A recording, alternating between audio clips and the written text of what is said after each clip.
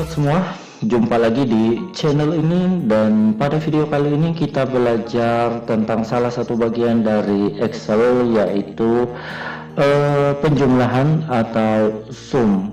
Dan pada video kali ini kita akan menemukan perbedaan antara penjumlahan menggunakan fungsi sum biasa serta penjumlahan menggunakan fungsi sum pada subtotal.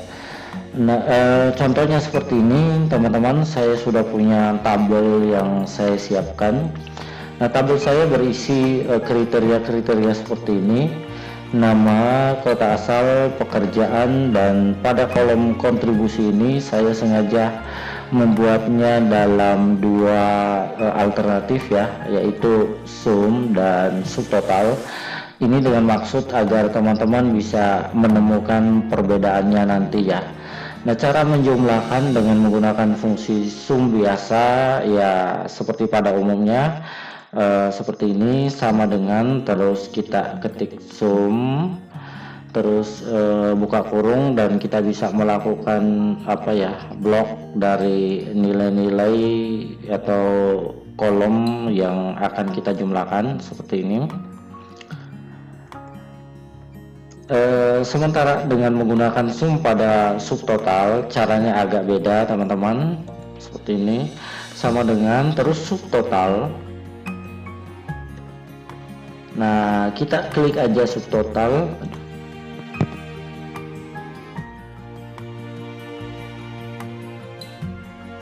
Nah, ini subtotal ya, di sini kita langsung klik aja subtotal.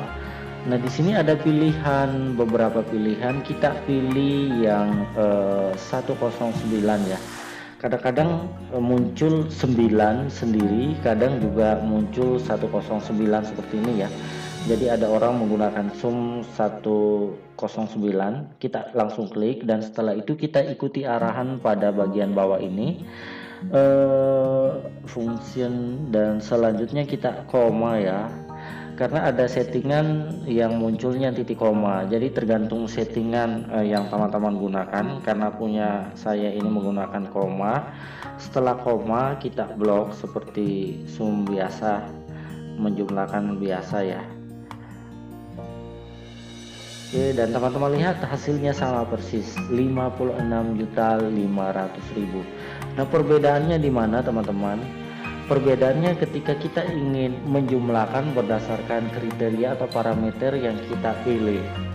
Misalnya ini ya, saya ingin menjumlahkan atau mengetahui jumlah member arisan yang berasal dari Kota Makassar. Berarti kita filter seperti biasa ya teman-teman, masuk menu home, terus pilih filter, dan nanti muncul seperti ini, tinggal di filter aja.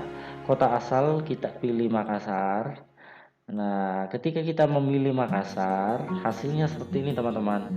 Pada saat menjumlahkan dengan sum biasa, hasilnya tetap ya 56.500.000, sementara pada penjumlahan menggunakan sum pada subtotal hasilnya 17 juta. Artinya dia langsung menjumlahkan berdasarkan kota asal, yaitu Makassar, atau parameter lah yang kita pilih. Oke, kita ulangi kembali. Misalnya pada pekerjaan kita ingin menjumlahkan nih member-member arisan online yang